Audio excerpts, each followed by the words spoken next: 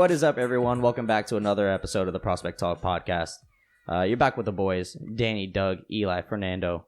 Got a big day of sports, big week of sports. What's going on, everyone? Absolutely. What's up, boys? I'm on the road to Zion right now. What does that even mean? Yeah. What do you mean you're on the road? Yeah, what does that mean? What? I'm on Zion's bandwagon. Let's go. Pelicans. Oh, Next year. Let's go. Dear God. I feel like sometimes when you plan your opening statements, you need to run that by us first. I feel like this is like 0 for 8 for you. You're just a hater. Oh, man. Obviously, let's start with the NBA draft. It's actually we're in the middle of the second round currently as we're recording this. No surprise with the first couple picks.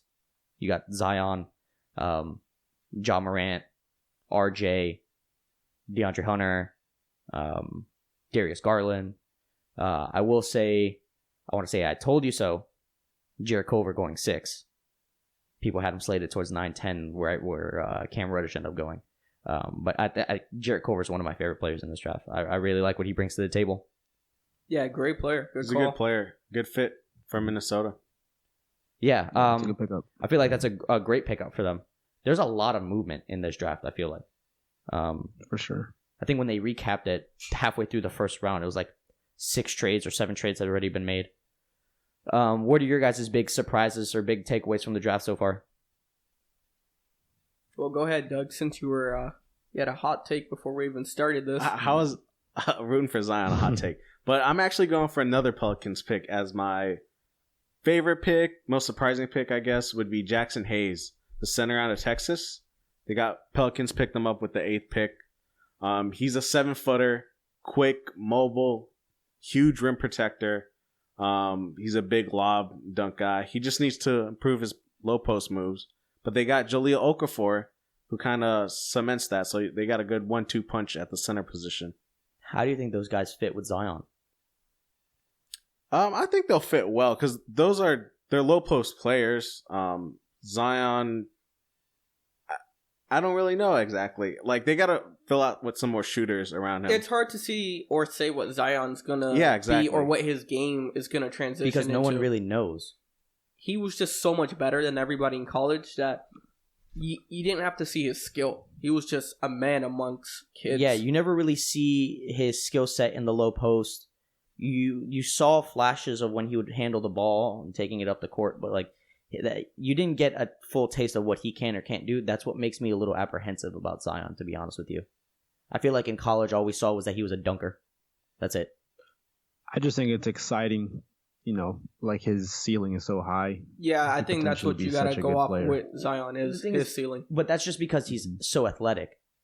What I want to know is what happens when the gap in athleticism starts to close and guys start being able to catch up to him in terms of Yeah, and that's what we're going to have to see. Yeah, well, he's still got to develop his game. Like, no player's perfect coming out of college. But I feel like he's a little overhyped.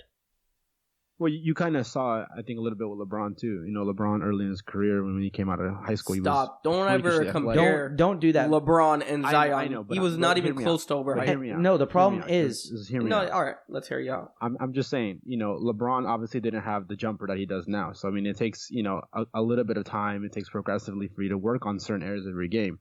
I'm talking about athleticism alone. This dude is a freak of nature. Yeah, which gives him I agree, but the difference between him and LeBron is that LeBron had a good basketball IQ. He was always a good passer. He was always a good on-ball defender. I haven't really seen Zion on ball around the perimeter. And obviously, he's big and he can jump high, so he's good at he has the intangibles contesting. Yeah, he definitely has intangibles. Yeah, for sure. I'm weary. He finishes really well around the rim, Good finisher. And I think that translates pretty well in the NBA. Yeah, he has all the tools to become a superstar in this league. Yeah, and the Pelicans, I think, are going to set him up pretty nicely. Yeah, I think Lonzo Ball actually helps him out a lot. I think Lonzo can put him in positions to succeed, and that Lonzo likes to push the ball up the court, and that back and forth pacey kind of play, I think, kind of benefits Zion a little bit. The only problem is who shoots the ball on that team. And looking at It would have to be Drew. Yeah, He's the only one right now on the because roster. Lonzo's yeah. not a consistent shooter. Zion doesn't have a jumper, not yet. Ingram's not really consistent either. No, and then you have Ingram could shoot. He's not consistent. He has the ability, but he's not consistent. Yeah, he's not like a solidified shooter. Okafor. He's not a shooter, but he can like create a shot and in a league surrounded by shooting and guard-driven play. I just don't see how that team is built. Obviously, they're not going to contend. Nobody expected them to be, but I don't. I think they're no better than they were last year. Oh no, I disagree. Remember, they also have Elfrid Payton, not a shooter. Yeah, no, I think they're going to be better. I don't know. It's hard to say because there's a lot of moving pieces and a lot of people. You got to see the finished product before. Yeah, and they also there's a lot. At number 17, they picked up Alexander Walker out of Virginia Tech, who's a really good shooter. Again, like rookies take time to develop their shot in the NBA, but that's another potential piece moving forward. Yeah, there's not going to be anybody in this draft that comes out. I mean, there might be a couple, of course, right? Just shooting the ball. Yeah, but it's going to be hard to see some guy lights out. That boy, Tyler Hero. I mean, he's got a good shot. I was surprised that he went where he did.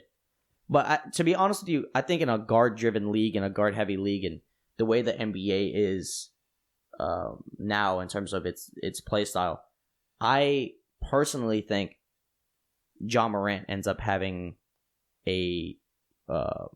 I feel like Ja Morant from the outright outplays Zion in terms of productivity. Just because Ja Morant reminds me a lot of De'Aaron Fox with just a little bit less speed, but a better shooter. He's great at getting to the hole and being crafty around the rim and finishing. And then, like I said, he's got a good shot from the outside. I think you're sleeping on Zion a little. I think he's going to do good this rookie year. I think Ja's going to be up there. I think what slows Ja down is actually his team, the team around him. That team has dismantled, and he's not playing with a lot of great players to elevate his game. Rebuild mode right now. So I think his personal stats are going to look really good because he's a great player. But I think his situation and playing in Memphis, I think that might cast like a shadow on his season. But Zion, all the lights are going to be on him, so I'm excited to see him. Go ahead, Nato. I was going to ask, so a guy like RJ, he's going to be, a pretty good player, I believe. But on that Knicks team, how do you see him developing within the next couple of years? Do you see him progressing, maybe Rookie of the Year candidate, or so I think he's hinder him? And I'm not saying this because I'm a Knicks fan. I think he's the most NBA ready out of a lot of the lottery picks, in my opinion. Maybe, in my opinion, him and Jarrett Culver. I don't think Rookie of the Year, and I think he definitely struggles in New York, just being in a place where the team is going to struggle. So the team's everybody's going to struggle. There's really no one on that team to score the ball, unfortunately. You got Dennis Smith Jr. Yeah, I don't really count him as a consistent scorer. And if he can stay healthy too. Yeah, and then you got Emmanuel Mudiay and Frank Ntilikina, like two Kevin guys that Knox. can't score. Three guys that can't score. None of those guys what can are the score. Knicks doing? You know what I mean? I'm thinking about it now, like, damn. So maybe RJ, most likely RJ, by the end of the season ends up being their leading scorer. The thing is, but RJ's... Oh, sorry. Go ahead. Oh, no, I was going to say, the thing is, RJ's not a shooter, so... But he likes to shoot the ball. He can knock down the shot. He can score. He's a scorer. He's not a shooter, but he's a scorer. He's a shot creator. He's a guy that over time his shot will develop more and more, and that 3-pointer will be deadly. But he can hit the 3-ball every now and then. I will say this: RJ, out of everybody in this draft, I think has the most Mamba mentality, meaning that no matter how the game is going or how bad he's doing, he's gonna take that shot if he has. He has that killer instinct. Yeah, he has a very killer instinct in him. Did you guys see the press conference after he answered all the questions after he got drafted? After like he got up or whatever, and he kind of like said it to himself, but the microphone heard it. He was like, "Man, I'm a Knick," and he like walked away. He's just like, you could tell he's excited to play. I think RJ is gonna do great. He looks like he wants to embrace New York, arms open. He wants to be the star, which that's the only way to approach New York. Yeah, especially that franchise. We kind of got off topic a little bit. So Nando, Who's your sleeper? what'd you like about this draft? What stood out to you? I wouldn't say what I liked so much as what was a little bit surprising, kind of going off of what Doug said earlier, was Bol. Yeah, So way to steal my notes. Pick number 12 in the second round. He still hasn't been picked up. He was projected to be the best after Jackson Hayes at his position. So that's a little surprising. That's definitely surprising to me too, because going into the season before he got hurt, he was the best center in college basketball. The only problem that I see with him is that he's 7 foot and barely over 200 pounds, which you can always pack on meat, but that's just too skinny. Also, and I mentioned this off air beforehand to Doug, when people start questioning a player's motor and his work ethic, that tanks draft stock. That I think that hit him really, really hard, and reports coming out saying that everyone was worried about how his consistency in terms of playing at a high level. Bol coming out of college reminds me of Joel Embiid. Got hurt real early. He was supposed to be the number 1 pick. Fell only 2 picks. All right, but I see the same journey for Bol as Joel Embiid. Maybe being hurt, sitting out a couple years or whatnot, and then really developing into his game and his body. He's still a young kid, He has to really grow. He's tall, but he has to pack on muscle. Yeah, he has to come into his body. He has to gain maybe like 20 pounds of muscle. Well, the biggest thing between him and Embiid, though, is Embiid had a lot more polished game, especially offensively. Yeah, no, I think agree. he needs to do a lot of work. And if you're hearing that he's not really a work-heavy guy, then that is definitely cause for concern. Yeah. It is, but I think getting drafted changes everything, and I think it would change his outlook on, his work ethic. At least I would hope. I would hope so too, but especially if you're dropping. Yeah. So one guy that I definitely want to keep an eye on all season is going to be the 23rd pick, Darius Baisley. So this is a guy that didn't play college ball. He was a top 10 recruit coming out of high school, committed to Syracuse, and he decided to not go to college, and instead he signed with an internship at New Balance. And he just worked out the whole season. Now, mind you, his agent is Rich Paul. We know how Rich Paul does things. The Rich Paul Project. That's what I call him. I think it'll be interesting to see how this works out. And maybe if this is successful for him, you see more guys just sitting out and just working out instead of going overseas or going to play college. But I definitely like him. I also like what the 76ers did with trading to the number 20 pick and getting Matisse Thybulle. Oh, our guy. Yeah. Yes. Great defensive presence. We've talked about him multiple times on the podcast. And I think that's exactly what that team needed. They needed a guy that was a good just a lockdown defender. Yeah. I think they definitely got that with him. Solid pick. And my last, before I start rambling on too much. Oh, damn, how many surprises do you have here? Can I get one? I don't have. It's not surprising. Surprised about the whole draft. Picks that I really, really like. Shook. I really like the 33 pick with Boston trading to get that 33 pick and then taking Carson Edwards, Purdue's leading scorer. I think that'll be pick too. It's a great pick. He's a great scorer, very creative, great at getting his shot, and that'll help them ease the void of losing both Kyrie and most likely Terry Rozier. Yeah, I actually like that pick a lot too. Since you guys took all the surprises, or my bad, he named the whole draft. My bad. You guys are really putting me out to dry here. So, not a surprise or anything, but something like a note to take. It was pretty cool seeing 3 North Carolina players taken in the first round: Kobe White, Cameron Johnson, and Nazir Little. So, shout out to Roy Williams and that staff, and continue to produce first round talent. Yeah, I mean, they're always going to produce a lot of talent. I just can't believe, I can't believe Cam Johnson went as early as he did. His stock started to rise a lot the last 2-3 days. He had some really good workouts with teams. I think Kobe White kind of overshadowed him at North Carolina, but he's a very good player. A lot of people are saying that he could be the Kawhi Leonard, meaning non-lottery pick but turns out superstar, even though he became a lottery He's pick. a lottery pick. Yeah. I don't know what the hell the Suns are doing, but What do you mean? I kind of like that makeup of that team a little bit. I don't like it at all. I like D-Book. I love DeAndre Ayton. And then with this pick, I like him. I think they might have reached a little bit, but I like him. Yeah, I still don't know what the Suns are doing either, though. The Suns, they gave away T.J. Warren for nothing. They actually gave up assets to get rid of him. They got cash and they got cap space, so I like it actually. That's really valuable. T.J. Warren is not in your future of growing, and I don't see him being that valuable in the league. Especially his last 2 years have been a drop off, and he's been very injury Has prone. been a drop off, but except for D Book, still getting 80 fantasy points a night. Hey, Win he's or the only lose, one on the team that's win or consistent. lose, D Book is a lock for 80 FanDuel points. So you mentioned Kobe White. Kobe White going to the Bulls. I love Kobe White, probably my favorite player in this draft because I'm a Carolina guy, but I don't like that match for him. I was just going to ask you that. What do you think that means for Chris Dunn? Oh, he's gone. Chris Dunn is gone. He regressed significantly this past year. He had a great 2017, 2018. Well, not great. He had a good 2017, 2018, and then he had a really poor 18, 19. I feel like the Bulls have a lot of guards that are mediocre. Yeah, that's how I feel too. Do you think that spells trouble for Kobe White?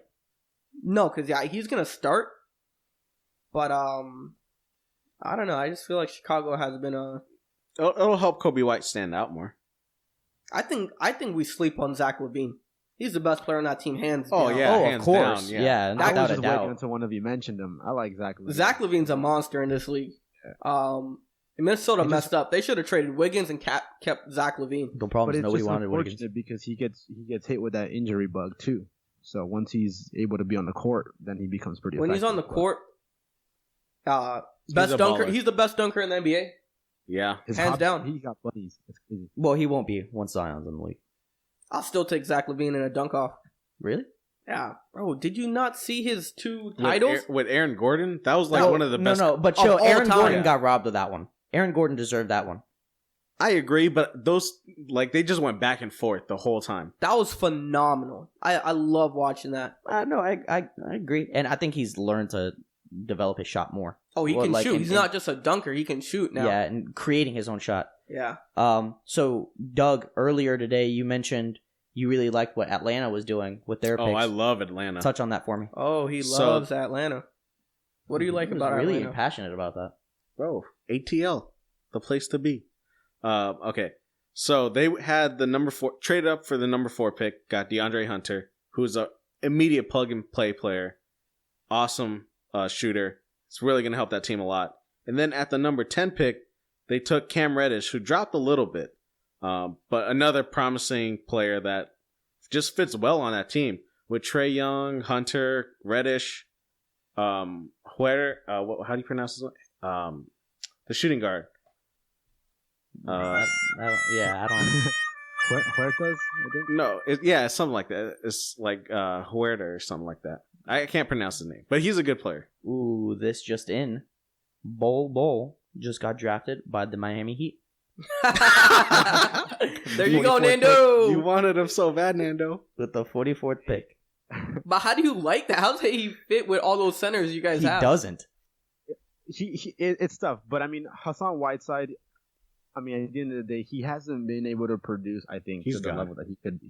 So Yeah, but Bam Adebayo I has was been just doing about to really say that. good. He also got What Kelly about- Olynyk.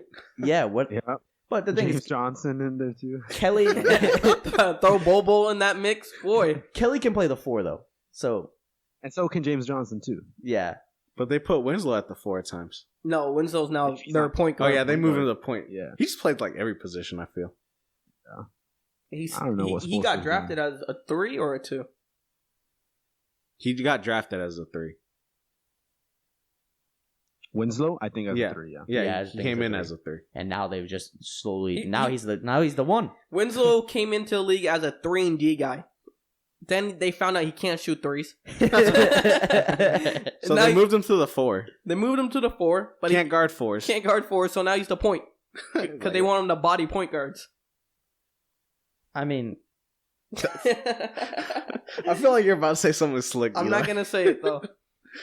just Just hold on. Just the say words I knew body it. and point guards in a sentence, and Doug goes crazy. Just add the word sus. big body point guards. We've Doug's favorite point guards. we've talked about this on a prior podcast. Yep. Um, Now I'm into long point guards. I'm just Whoa! Pause. It's all about the length. Pause. What? 6'6" and higher, bro. That's the new wave. Oh my god. What's good with you, bro? You guys just want to turn everything to dirty. I'm talking No, about but bro, 6'6" You knew higher what you point knew what guards. you were doing Listen, there. bro. When somebody says pause, you pause. Yeah, bro. you don't keep going. Dear God. Wow. Oh, actually, that Miami, they traded that pick to looks like Denver. They did? Bobo in Denver. That's what it looks like. Bobo's going skiing. So Oh yeah, they did. What did Miami get in return?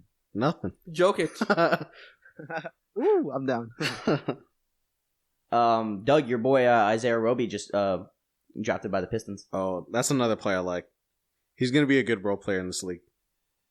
What leads you to say that? And how does he fit in with the Pistons? Where they, with Blake Griffin kind of blocking him at the 4? I just think he has he's another guy that definitely needs work on his game, especially the shooting and the finishing. But he's a good defensive player. He has all the intangibles to be successful. He's probably not going to play a lot this season, but I see him 2-3 years from now is going to be a pretty integral role player in that Pistons team. Interesting. All right, so a lot of trades, like we said, between this in this draft alone. But yesterday we had the Mike Conley trade, and then in this past week we had the Anthony Davis trade. So where do you guys want to start with those two? Let's start with Conley. Conley, how do you guys feel about that? Do you feel I like that like makes it for the Jazz. Great pick. Donovan Mitchell must be so happy. That helps him out so much. It takes a lot of pressure off his shoulders. Yeah. For sure. He doesn't. He's gonna be the guy still, but at least he knows he has a 2 to back him up.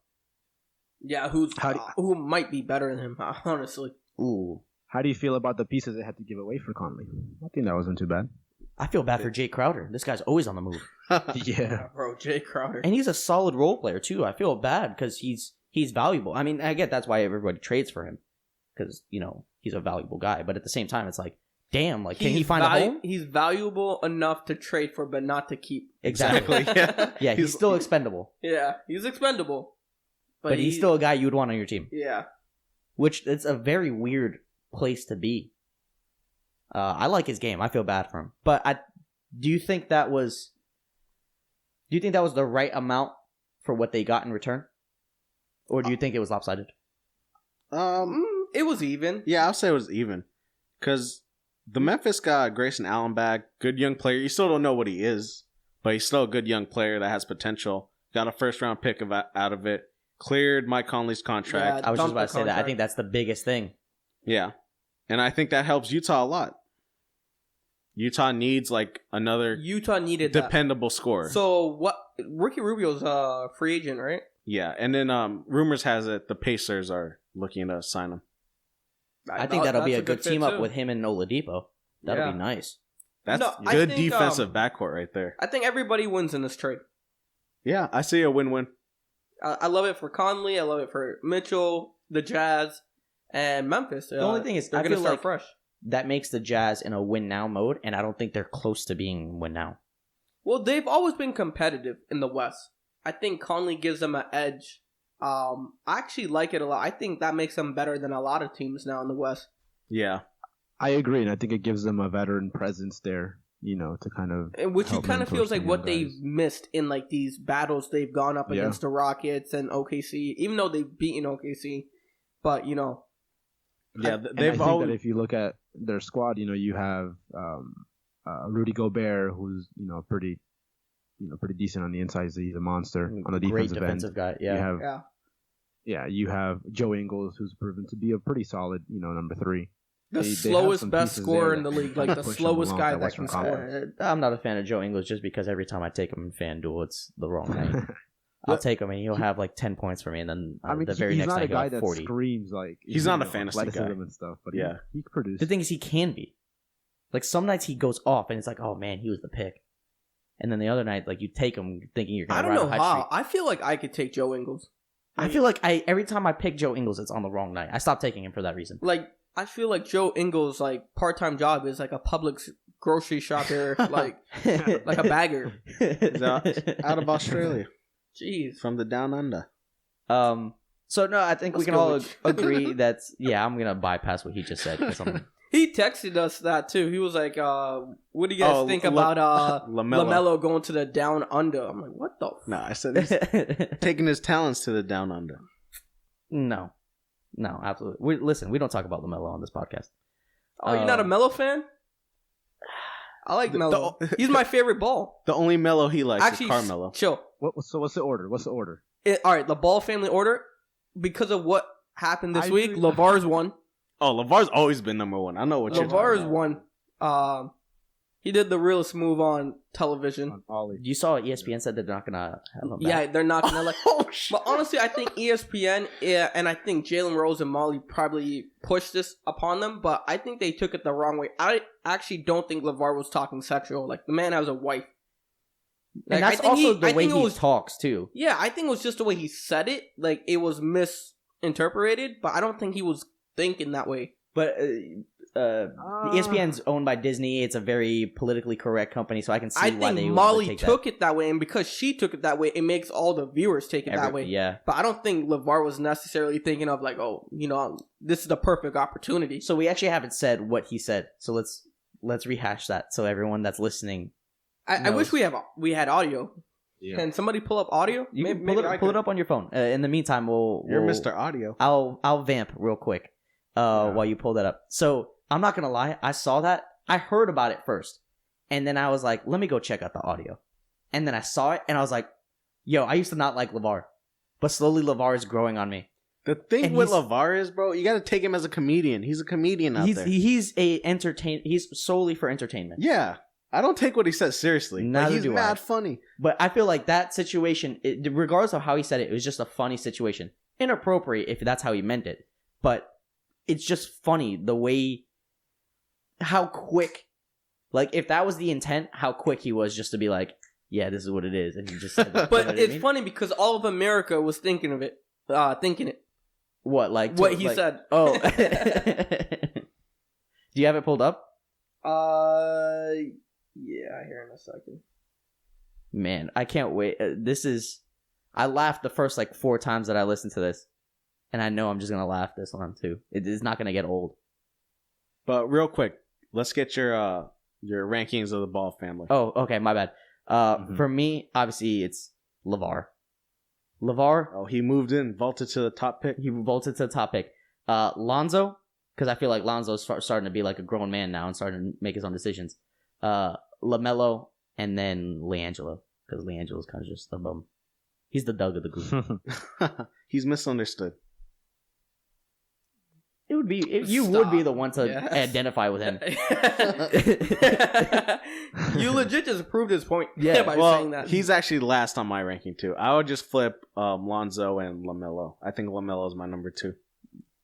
For me, I got LeVar. Actually, I got Lonzo second, Melo third. Yeah, And then I think that's the majority of. Yeah, that's what I would go with as well. You got it pulled up, Eli? Yeah. All right, let's hear it. Go ahead, LeVar, before I have get a back to him. LeVar, can I switch gears with you because I have a question You here. can switch gears with me anytime.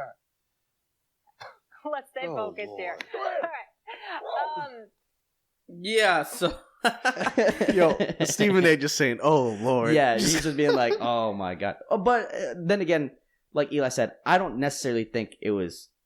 Yeah, I think That it was the wasn't- intent. Yeah, it wasn't the intent. It was taken that way, and it was a poor word choice. But I think ESPN finally found their way to get this guy off of their network. nah, he'll And, be and back. they took that He's a advantage. hit. Yeah, he's a hit. He He's gets a ratings. viral video in the like walking viral video. Yeah, no, I agree.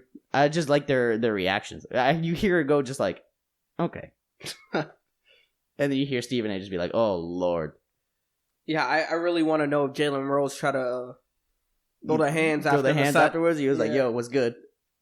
Yeah, he wasn't there on set, but I'm sure it was definitely brought to his attention right away.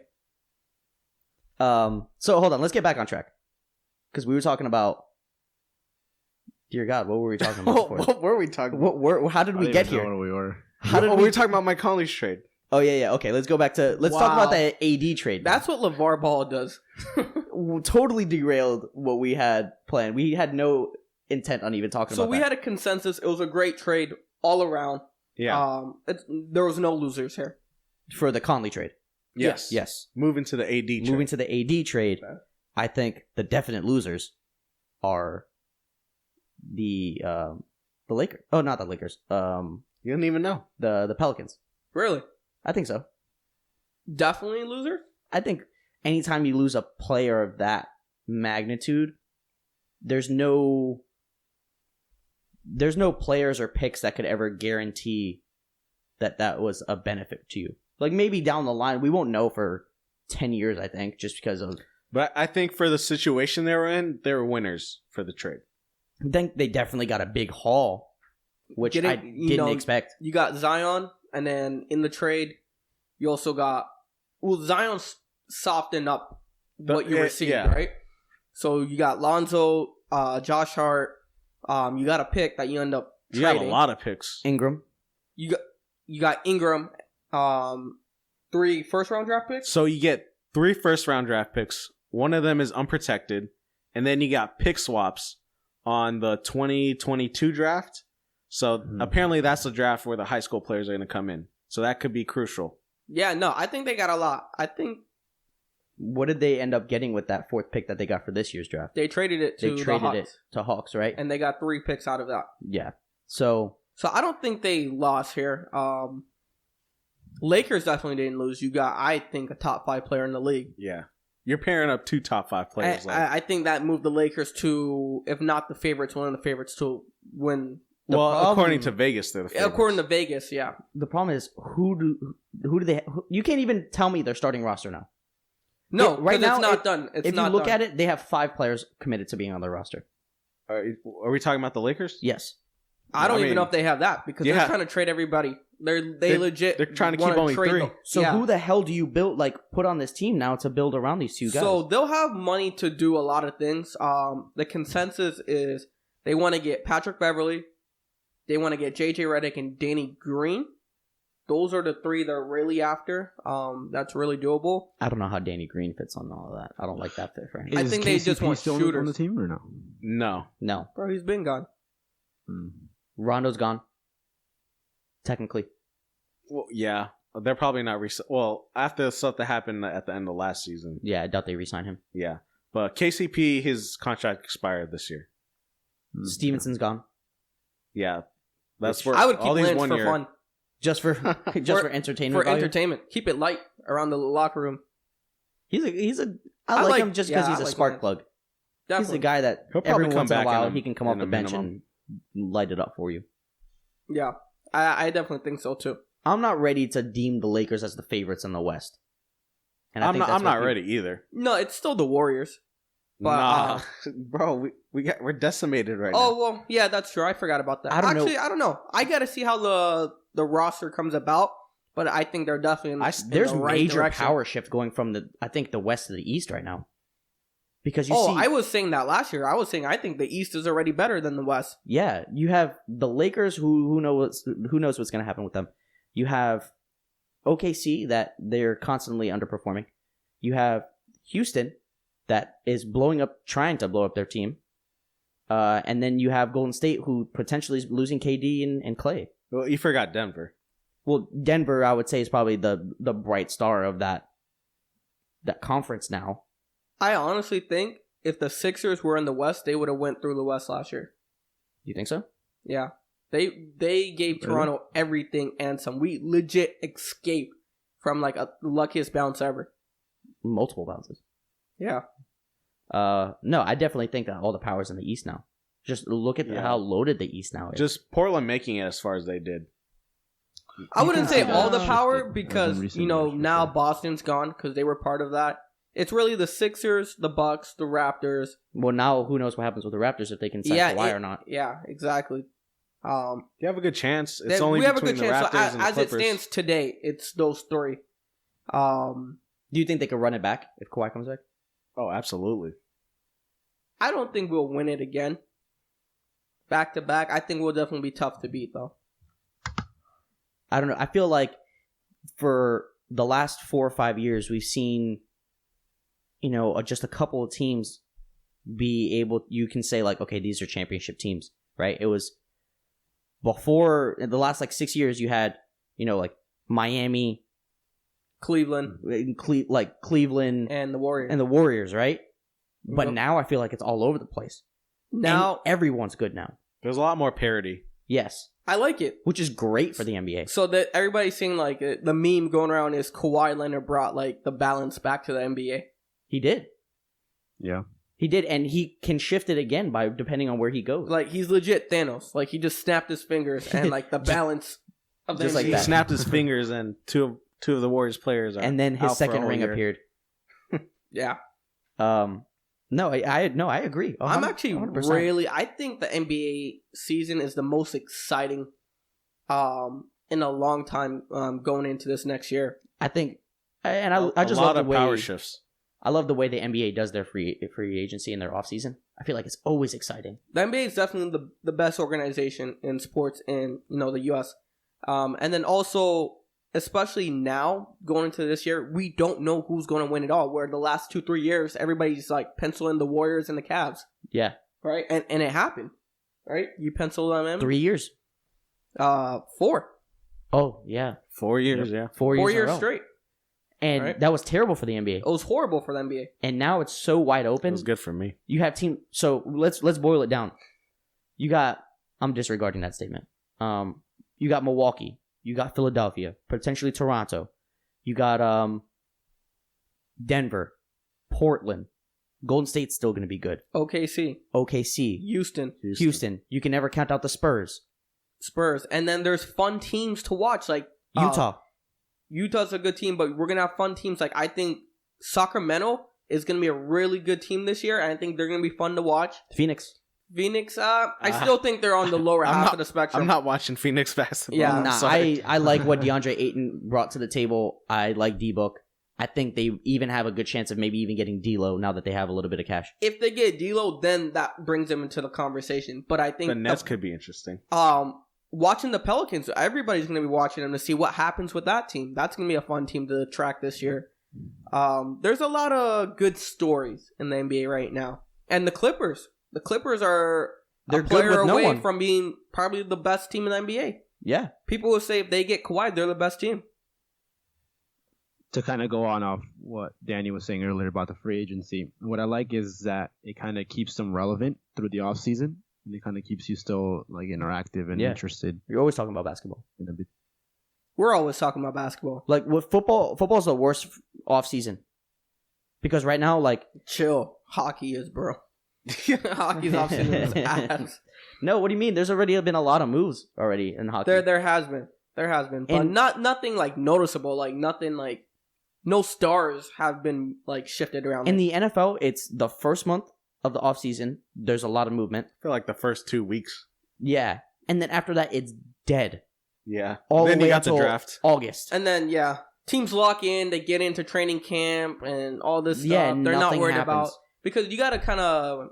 It's harder to plug and play guys in NFL because it's really a team sport. Yeah, you know? it's a Everybody has system. to be clicking. It's system based. Where in the NBA, you can bring in a guy and then boom, And Jimmy- then Flip your whole you're franchise yeah. around. Yeah, MLB is hit or miss. This past off season was supposed to be great, but it stalled out, and it wasn't great until like the 2 weeks before spring training started, or not even. I think they signed midway through spring training. where then you just got the signing of Arenado, Machado, Harper, all in like 4 days. I think it happened. No. Arenado signed his extension early, Oh yeah. but Machado and Harper like happened all at once, and I Yeah. think that was just a domino effect. But kind of And then switching, Trout, what came like 2 days later? I getting think his he- extension. Yeah. Yeah. Now switching gears to baseball now, you got. Well, actually, let's talk about this because this is on the list for today, being that we're already there. Let's take a look at Bryce Harper and Manny Machado. Right? They signed these mega deals. We're halfway through the season, right? We're gearing up for the All-Star break, and in my opinion, neither of these guys have All-Star numbers. They'll probably make the All-Star teams because they're fan favorites. But if you look at their numbers and what they brought to their teams, it's not a lot. I would say more of Machado has done better than Harper. Yeah, Harper's numbers been are horrible. definitely But Machado has only gotten hot in the last week or so. Before that, I could put up an argument for Machado, You but can't- you Harper, it's I Inexcusable. love Harper. It's bad right now. Yeah, he's 5th in the league in strikeouts right now. He's such a He's hitting like a home run or strikeout guy, but he's not hitting homers. so remember, he's averaging about $25 million a year, right? That's what the contract is. That's not how much he's making this year, but just the average, right? This man is hitting 243. Mind you, they just announced I think today that they're going to start batting him leadoff, Jeez. which is okay. The guy's batting 243. Granted, his on base percentage is high because he works a lot of walks because no one wants to pitch to him, and that's partially why his numbers are as bad as they are. But come on, batting 243, 12 homers, 49 RBIs. I'm sorry, I expect a lot more off of a guy that's getting paid $25 million a year that just got massively paid. And then you flip the script to Machado, who Eli's right. Machado's done a little bit better. He has gotten hot this past couple weeks. He's batting 270, 14 homers, and 42 RBIs. And in my opinion, those aren't all-star numbers for me in my book. It's okay. Not in not- the National League where you have Nolan Arenado, who's the best third baseman in the league. but he's a better player than Machado, hands down. Oh, by far. But I don't even think Machado's the best player on that team. I think Tatis Jr. is it's still early to say that, but he's been playing better than him this season, definitely. I think I would want Tatis Jr. over Machado all day. Mind you, Tatis Jr. has been hurt for the majority of the season so far. So with that being said, looking at other like ESPN and MLB, they actually have Machado still listed as a shortstop because he actually played more games at shortstop this year than Because third Tatis base. was hurt. Exactly, right? So just comparing his numbers to other shortstops in the league, he's actually in the top 10 in hits, home runs, RBIs, average on-base percentage. So he's quietly has been in the top 10 amongst shortstops. But do you think $30 million a year is top 10? Or $30 million should be at least top 5? No, definitely. No, I agree. It should definitely be top 5, all right? Some of them he is top 5, like home runs. He's actually like number 5. And I think runs too. But with that being said, I think he started slow, but he still has an opportunity to finish the season amongst the top 5. Where somebody like Harper, he's struggling to not be last right now, Yeah. right? Where I think Machado still has opportunity to turn that season around, and because he's not far behind. I don't know. Yeah, I think it's just the conversation is just it's maybe the teams are frustrated because they don't maybe they weren't expecting obviously for them to have this slow start for that money they spent on those guys, but they can still turn it around. They can, but now we're talking about that. The season's halfway done. Mm-hmm. It's halfway done, right? Also, you keep in mind after the All-Star break, that second half of the season actually isn't a half. It's a little bit less than a half a season. So by the time the All-Star break comes around, the majority of the season's already done. So those guys need to turn it on quick, especially with playoffs. Are we coming around. like 75 games in? I think so. I think most teams are around like 73 to 75 games. And there's what, depending on their schedule. 181, 182, 162. 162. Yeah, so we're almost to half. I don't know. There. For Machado, even if you value him as a shortstop, he's not one of the top shortstops in the National League for me. You got Baez, who I would take all day, and then you have Trevor Story, who's having a phenomenal season. Yeah. Trevor Story's batting near 300 with, close to 20 bombs and I think 50 RBIs or something like that. Don't quote me on those stats. He got 48 RBIs. 48, perfect. 17 bombs. There we go. So And 12 stolen bases. exactly. And his defense is impeccable. So I don't know. I think if you're getting paid that much, you shouldn't be getting overshadowed by guys like that. Yeah. The other baseball topic that we wanted to talk about, which we actually have like a latest development with, is Tampa Bay wanting to split time between Tampa Bay and Montreal as their hometown teams. This is actually pretty interesting. Very intriguing. Has this ever happened before? That's what I was going to ask. In I don't know any if sport. it has. No. I don't think so. At any level. No. And how would that work? Do they play the first half of the season in So, Tampa and then the second half in Montreal? According to reports, what they're planning on doing is doing the first half in Tampa Bay, second half in Montreal. The first half in Tampa Bay because there's less likely of Bad weather. Yeah, and And they also play in a dome. Yeah, and they're planning on building a new stadium, and they want to build it without a dome because it's cheaper. They don't have enough money. Who, Tampa? Yeah, Tampa. So that'll kind of alleviate the problem. Nobody's going to go to those games regardless. I mean, people don't already, so For anybody who doesn't know, they don't even play in Tampa. They St. actually play in Petersburg. St. Petersburg. which is Yeah. across the bay. Yeah. And they're actually second lowest in attendance, only behind the Marlins. That stadium is depressing to go to. Both the Tampa Stadium and going to Miami. Both of those stadiums, you go there and it's like, you go there, if they're not playing like a marquee team, it's like a $50 Yeah, ticket. and it's it crazy gets you, like, because Tampa is always They're a a good team. consistently, competitive team. yeah, they just can't build a fan base. Which is weird because the fan base gets behind the Lightning like crazy there when the Lightning are playing well. Yeah. They have a great Because fan base I with the Lightning. feel the problem is you get a lot of people up north that There's come down to a Tampa. lot of snowbirds that live in Tampa. And they're big. Hockey's big over there. Yeah, hockey is really Yeah. big in Tampa. And then there's a lot of snowbirds, but they're more loyal to their fan base, not really Tampa's. Yeah. Yeah, I guess. I don't know. And so what would happen in the case of a playoff? I think it would be wherever they play that second half, Montreal, right? They haven't talked about that, but I think it would be in Tampa because they plan on making Tampa the main base, so it's still going to be the Tampa Bay Rays, but they're going to play half the season in Montreal. So actually, now that I'm thinking about it, it's not half and half, but the Buffalo Bills did dedicate 5 games a season to Toronto for 3 years. I think it was from like 2014 to 2017. That's because most of their fans are in Toronto. Yeah. But that is, right there. It's a 10-minute drive.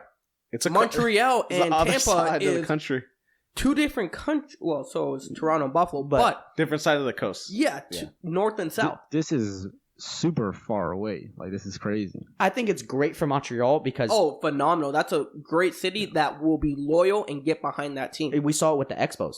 Yeah. They had a great fan base with the Expos.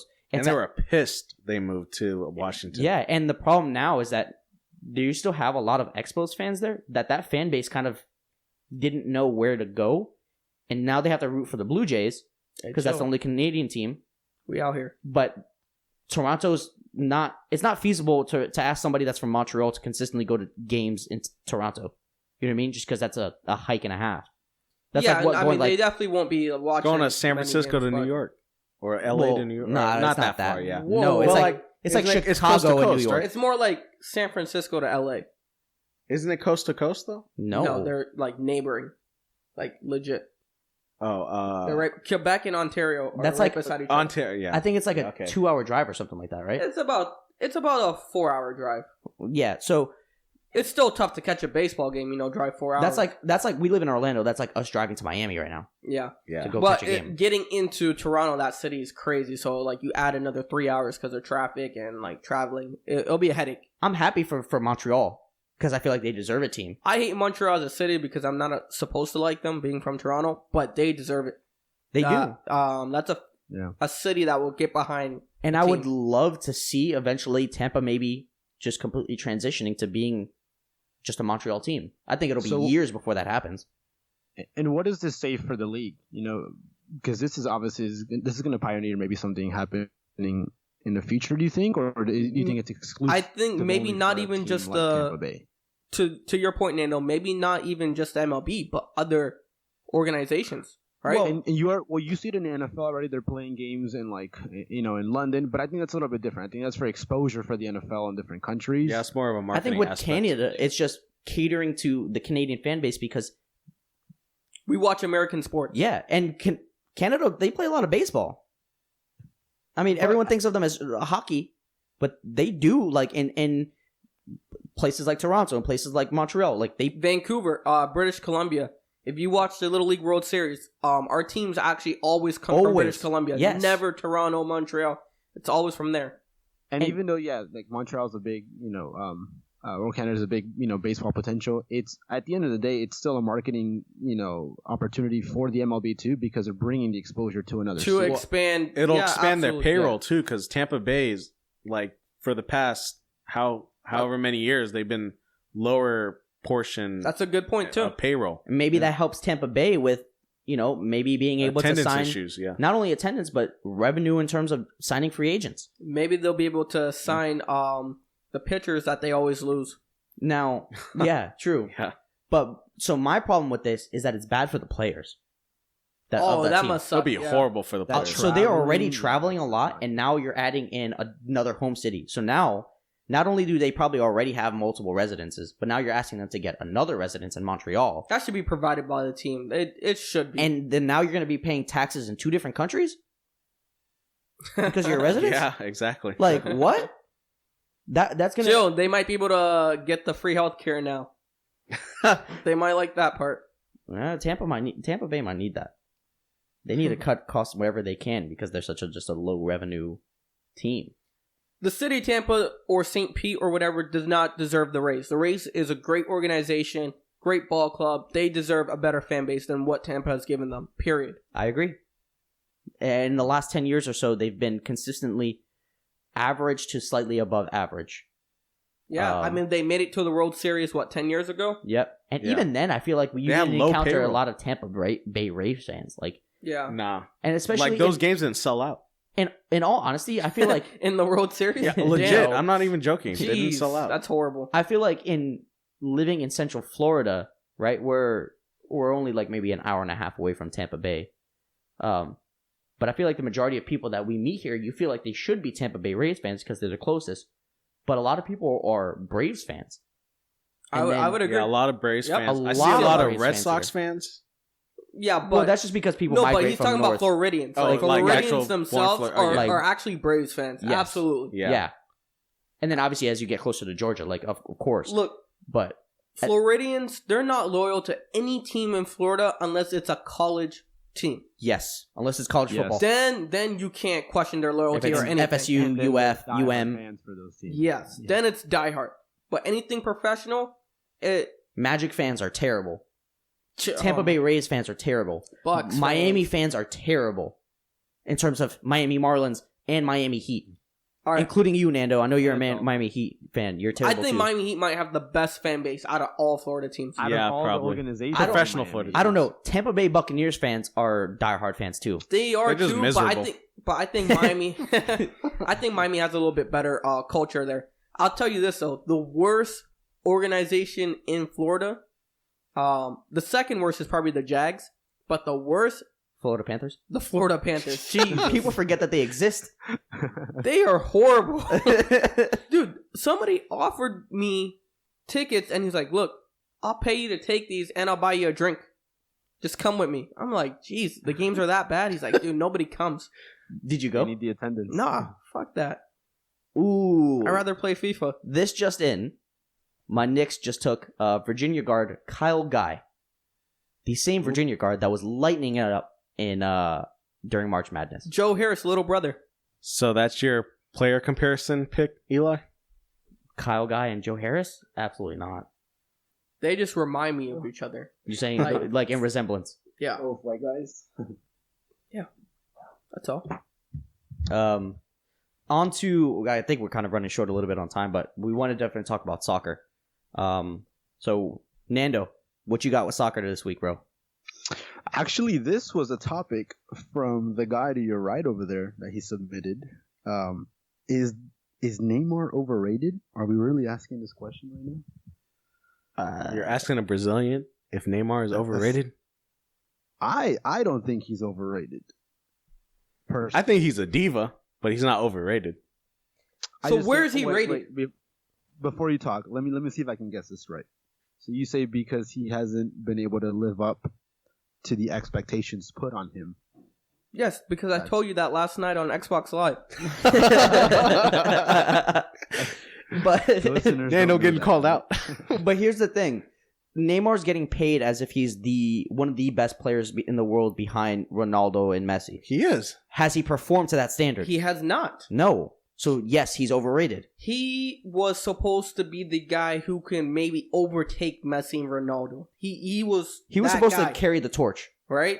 He left Barcelona because he felt that, hey, I feel like I can surpass Messi and I can lead my own team. So he went to PSG. He forced a move, the biggest move in soccer's history, and it's been a complete flop. PSG has done nothing with Neymar. I think he's unhappy Is he a guy you can build with around? this situation. He chose the team. Yeah, I know. He can't be unhappy. He made this happen.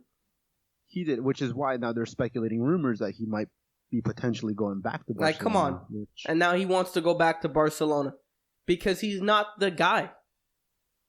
I don't think you can win a Champions League title with Neymar as your best player. No, I'm not disagreeing with you, and I think we saw it as well in the World Cup. Even though he got hurt there. Doug, how do you feel about that with the World Cup Yeah, and yeah, his performance? That's your boy. If Doug. I don't think Neymar can win by himself. Especially Brazilians have such a high standard for their players. Absolutely. Does he live up to that Brazilian legacy of Ronaldo? No, Absolutely not. he doesn't rank as far as like playing capability. He ranks very high, but as far as like a legend, he's not there. He's not. And He hasn't brought a World Cup. And he hasn't come close, and that's what he was supposed to be. He's brought an Olympic medal to Brazil in a under-21 tournament, I think. Which no one cares about. Yeah, he has not performed to what he's supposed to be. Is he a phenomenal player? Yes, he has a talent, but he's been very injury prone, and I think it's because of his playing style. I think he invites injury to himself. He's very flashy with his play style. Yeah, he's very. I think he's very Steph Curry. He's very too loose, where he makes mistakes sometimes because he's just too careless because he's too flashy. Yeah. He's a I rat. see what you're saying, but I personally I like that aspect of Neymar. His I play do. It's style, fun which to is watch. something that you It's don't fun, see. Trust yeah. me, I love watching him play. Right? But it just doesn't translate to But, yeah, championships. But is that Exactly. play style efficient? That's the real question. And obviously, right now, I don't think you can say it is. It's efficient in League One where you're playing against bottom tier teams, but when you're in the Champions League, which is the ultimate Right. goal, and why you're there in Paris, it's not efficient. Do you think that team struggles and on bigger stages is you can solely attribute to Neymar? No, because they've always struggled, right? But Yep. that's why they brought him in, and that's why he went there to take He was them supposed to over try the to hump. take them over the hump, yeah, and he and hasn't. he hasn't.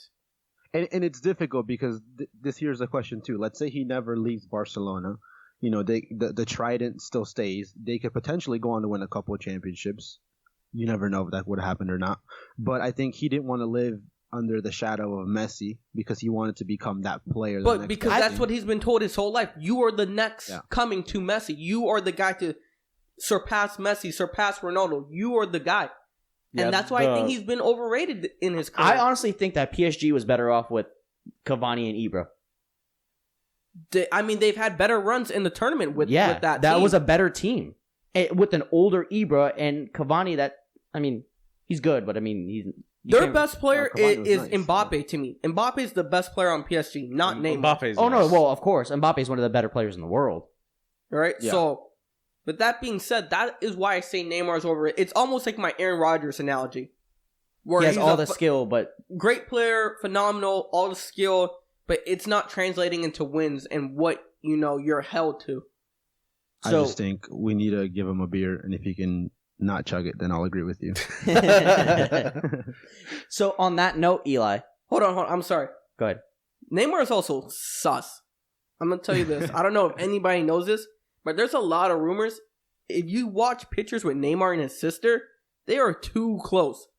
Like, the way he kisses her on the lip, No, the way to be fair though, that's more of Brazilian culture.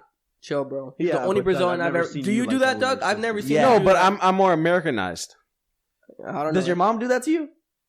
No, Exactly. yeah, but because we grew up in America, in Brazil, it's different. I don't know, man. They be looking a little sus. So Like, if I were to go to and see your cousins in Brazil, Well, I would don't you have do any that? cousins in Brazil right now, so no. But yes, you would see that a lot over there. Sure. On another note, what I was getting to, yeah. we were talking about, I want to talk about Argentina. Woo! Talking about having all the talent necessary and not being able to come through, I think Argentina is the epitome of that. Ooh, you just took a shot at Nando. But it's the I mean, truth. How Yeah, can I'm you not argue disagreeing with against you. it? I'm a Messi fan, but I'm not gonna ride behind Argentina. And I will say, I told you guys, I try to be as unbiased as I can.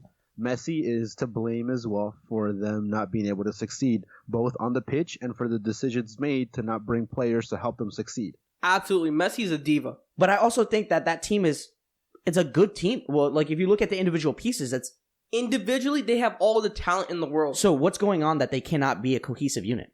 But They don't have a leader. they Messi is don't. not a leader. And not only that, but They look, try to put they- too much they- on Messi's back. They bring Ah. a good squad, but the guys who line up on the pitch also, you have players like Meza. And you know, Paredes, Rodriguez. yeah, like why are those guys on the Lo Celso. pitch? They have players who play on Boca Juniors playing on their first team, and then they sit guys like Higuain, Dybala, I don't know what they're doing. Tagliafico. These guys don't even touch the field. Where these are like all stars, the best players in Europe. And the reason why, I'll tell you guys the background story is Messi doesn't get along with some of the players like Dybala. He doesn't get along with Higuain. So he wants to play with his friends in Argentina, which might not be the best players, but he prefers to play with them. And Is that's this why like these guys don't play. The fifth time he's out of retirement for the international play. Yeah, and anybody who quits on their national third. team because they lose, And he Every continues year. to come back. and he comes back every time. Once but, they lose the Copa, they're not. He's gonna retire again. Oh, sorry. Side note, real quick. Our boy Brett Favre was coming back. You saw that on Twitter? I saw that. I don't know it's if I not- believe that. It's but not real. But I just wanted to No, mention he- that real quick. He got hacked. Yeah, he got hacked, and somebody said that he was coming back. Yeah, I thought that was just a funny thing, just because we were talking about Messi coming in and out of retirement. I don't like. I used to be a big Messi fan, and I think that I used to view him as the number one player in the world. I just don't. Later, I would say, I guess you can call this the later stages of his career. I think he's starting to ruin his legacy a little bit. Yeah, Argentina needs to get it together. Messi needs to get it together. Where do you think they can go from here to be where they should be? They need to win the current tournament that they're playing in. The yeah, they're Copa playing America. the Copa America. But they Which look right- awful. They've lost and tied Yeah, So in terms right of now they're in last place. in a division with Paraguay, Colombia, and Qatar. Qatar. Qatar. And you're in last Qatar's place. actually playing nice. I got to give credit to them. Stop, bro. No, Argentina. like to Enough. the comparison. Stop. I don't even know what to say to that. So on the pitch, what changes do you think they can make to be successful? Play Paulo Dybala. Put a playmaker on the field that can help the offense get in the groove. Get all the pressure off of Messi's back, because that guy's not built for pressure. But get it off his back. Let somebody else take some of it, so the team can start playing a little bit more Barcelona like that Messi feels comfortable playing it. Absolutely. I also think you can not just sub in, but start players like Di Maria and Aguero, because they don't have that many years left on themselves. So like, why not use them and their experience? They can finish. They can create. They can work together. Yeah. They have a lot of things to do. Do you think? Yeah. You think once Messi is all said and done, do you think that affects his legacy, the international play? Absolutely. Yeah, because a lot of people are judged on but I feel international like play. the media is such a pro Messi that it doesn't in the media eyes. In a soccer fan eyes, it should, but I don't think in the media. He's the most beloved guy in soccer. That's fair. Yeah. So- you know what? Oh, go ahead, Dan. No, go ahead. Ask your question. No, I was just gonna say that yeah, to everybody's eyes, they might, but to like real soccer heads or people who actually follow soccer, they're gonna have that asterisk of not winning a major tournament internationally. Yeah, I Yeah. agree. I think as soccer evolves too, you're starting to see. I feel like there's a bigger influx of top tier players than there was previously. You know what I mean? There's so many guys that are at the top of the list now that maybe Messi starts being a little bit more devalued. But like it going on the fact that soccer evolving. Now there's the big question with VAR. How do you guys feel about that? I love it. First of all, explain what that is for the listeners that don't know soccer. Go ahead, Nando. So VAR stands for Video Assistance Referee, and then it's like an instant replay for soccer. And it's pretty. I mean, when it first started, it was kind of controversial because people said that it can take away from the flow of the human game. touch for the game. But in which I was kind of one of those, but as it's kind of maybe progressed now and we see it in other different competitions, I mean, it's kind of doing its job pretty well. I think it's great. I think they're using it too much. I don't think so. You're saying that because Brazil just had 2 goals taken away from them, deservingly like, so. A prime example is the women's Nigerian goalkeeper who was like 2 inches off the line, and they gave her a yellow card because VAR determined that she wasn't exactly on the line. So like, it's a little bit too much. I get what point. Doug's saying. Like, at what point is too perfect like a problem? The main reason they brought in VAR is to Penalty kicks. Yeah, to pretty much examine like obvious calls that were missed, like when Peru had the handball against Brazil. So I think just to kind of I had to bring that in there. just to kind of tie it to like another sport, we starting to see that in baseball now, where calls are being so. For instance, the pop-up slide, right? A guy could completely beat a tag by far, and he might be off the bag off just by a hair, like just a fraction of an inch, and the guy gets a tag on him, and now he's out. Stuff like that, people say takes away from the game, and I can see what Doug is saying, where now we're analyzing too much of the game, and where we're you start to micromanage the game. Exactly. Yeah. I don't think it's gotten to that point though, Doug. Maybe there's like a couple referees that have taken it to that. I know, like degree. that's why I'm saying like it's kind of becoming a little bit. It of an needs to issue. be a conscious effort on the behalf of So just where soccer in general, Yeah. that they're making sure that they're managing that and they're hedging that a little bit. But I think you also got to understand that, in order for VAR to become bigger and maybe more, micromanaging, these things have to be voted by the committees and they have to be approved and they have to be pretty much rolled out. So I think as long as they can, consciously be like, hey, all right, let's make this and let's keep this a thing, but we can't make it the whole governing thing, then they can, they can still use it. It's doing that's what very I'm well saying. right They now, need I to think. always maintain a conscious effort like that, like, hey, we need to make sure that this doesn't take over the game. Because unfortunately, you watch a sport like baseball and you watch a ton of instant replay that takes forever just for them to review a fraction of an inch. Especially since baseball is already a long game. Yeah, like that, it takes away from it. It's not that. I think it's a well little thought bit out. worse in baseball right now. Soccer, I think, has come a lot further than replay in baseball. Because for the What I'm saying is that they need to be careful that they never get to that stage Yeah, of exactly. what baseball is. there's definitely a fine line. But I think they're on the right side of the line from what I see for right now. Yeah. But for me, there's some games where it's teetering on the other side. I think you just have a bad taste in your mouth. No, And the I VAR think it's helped a lot of games, especially the last World Cup. It did a tremendous job. not only that, but I think you got to realize it too, that it's pretty much used for major things such as, like we mentioned, penalties, for goal scoring opportunities, for offsides. But when you're looking at common fouls on the pitch, Yeah, the they don't referees go are still to- in charge of yeah. making those calls. Yeah, they don't really. Which is go the way to it should be, and the way it should always Yeah. stay. So it'll be Yeah. important for them to just keep it that way. Maybe learn how to expand upon it in its current state, but don't try to take And it I too think- far. I think the offsides use of VAR, that's perfect, because you know how hard it is to keep up with all those players, which could lead into like a goal and it could change the whole gameplay. So I think that's good. See, I agree with all that stuff, but to me, like the prime example is that the call on the Nigerian goalkeeper. Yeah, but that's one where- instant that I know, you keep on bringing it up. Where I'm saying like there might because be that's one a or prime two. example. Like it's been used excessively That in might the be women's the World only Cup. example. There's like No. one or two outliers, but besides that, for the consensus of how it's been has been really good. Regardless of, so it's just like a regular human-made call. The majority of the calls are going to be pretty on point, and then you might get a couple here and there that are not so great.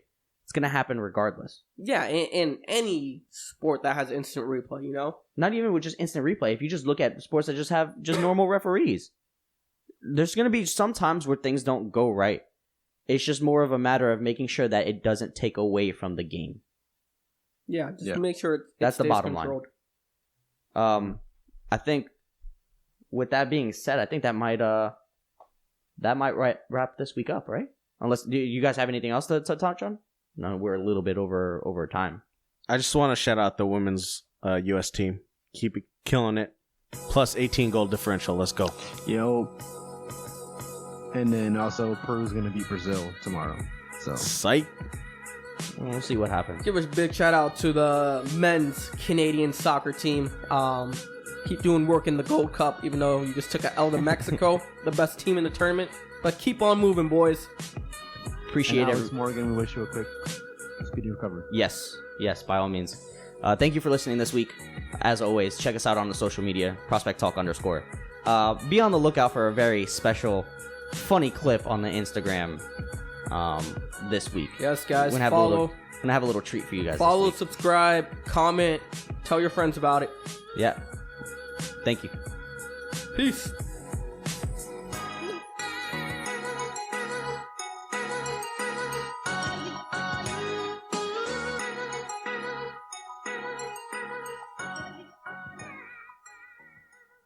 You're a son of a bitch.